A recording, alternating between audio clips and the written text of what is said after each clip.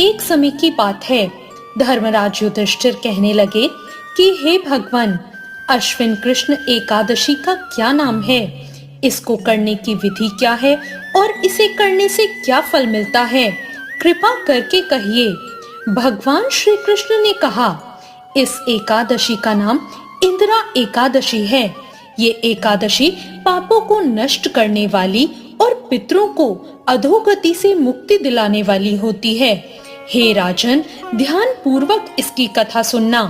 इसको सुनने से ही वाजपेयी यज्ञ करने का फल भी मिलता है।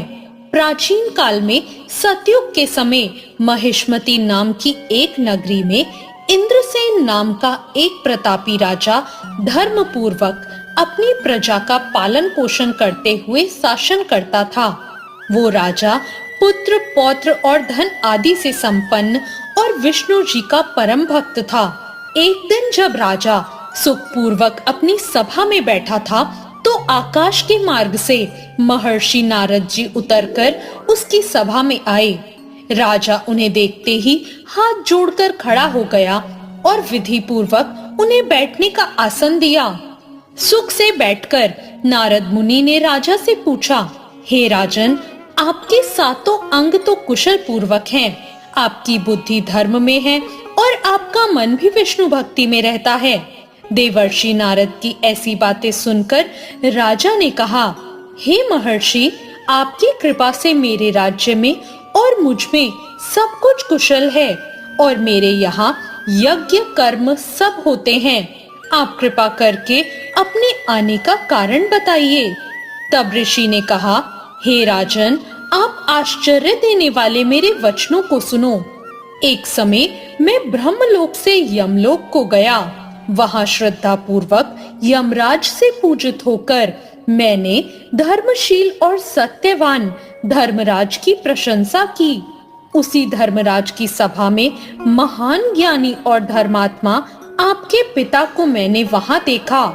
उन्होंने ये संदेश दिया जो मैं अब आपको कहता हूँ। उन्होंने कहा कि उनसे पूर्व जन्म में कोई विघ्न हो गया, जिस कारण वो यमराज के निकट आके रह रहे हैं।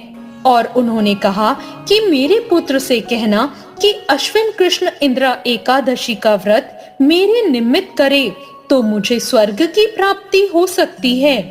इतना सुनकर राजा ने कहा, हे महर्षि, आप इस व्रत की विधि मुझे कहिए। नारद जी ने कहा, अश्विन माह के कृष्ण पक्ष की 10वीं तिथि के दिन प्रातः काल श्रद्धा पूर्वक स्नान से निवृत्त होकर पुनः दोपहर को भी नदी में जाकर स्नान करें। फिर श्रद्धा पूर्वक पितरों का श्राद्ध करें और एक बार भोजन करें। प्रातः काल होने पर एकादशी के दिन दातुन आदि करके स्नान करें। फिर व्रत के नियमों को भक्ति पूर्वक ग्रहण करते हुए प्रतिज्ञा करें कि मैं आज संपूर्ण भोगों का त्याग करके निराहार रहकर एकादशी का व्रत करूंगा। हे अच्युत, हे पुंडरीकाक्ष, मैं आपकी शरण में हूँ, आप मेरी रक्षा कीजिए। इस प्रकार नियम पूर्वक सालिग्राम की मूर्ति के आगे विधि पूर्वक श्राद्ध करके योग्य ब्राह्मणों को फलाहार का भोजन कराएं और दक्षिणा दें। पितरों के श्राद्ध से जो बच जाए उसको सूंघकर गाय को दें और धूप, दीप, गंध, पुष्प, नैवेद्य आदि सब सामग्री से ऋषिकेश भगवान का पूजन करें। रात में भगवान के निकट जागरण करें। इसके बाद द्वादशी के दिन प्रातः काल होने पर भगवान की पूजन करके ब्राह्मणों को भोजन कराएं। भाई बंधुओं, स्त्री और पुत्र सहित आप भी मौन होकर भोजन करें। नारद जी ने फिर कहा, हे राजन, इस विधि से यदि तुम आलस्य रहित होकर इस एकादशी का व्रत करोगे तो तुम्हारे पिता अवश्य ही स्वर्ग लोक को जाएंगे। इतना कहकर नारद जी अंतर ध्यान हो गए। नारद जी के कहे अनुसार राजा ने अपने परिवार, बांधवों और दासों के साथ इस व्रत को किया। व्रत करने से आकाश में से पुष्प वर्षा हुई और उस राजा के पिता को गरुड़ पर चढ़कर विष्णु लोक प्राप्त हुआ। राजा इंद्रसेन भी एकादशी के व्रत के प्रभाव से अपने राज्य को सुख पूर्वक भोग कर अंत में अपने पुत्र को सिंहासन पर बैठाकर स्वर्ग लोक को गए। हे युधिष्ठिर, ये इंद्रा एकादशी व्रत का महात्म मैंने तुमसे कहा है।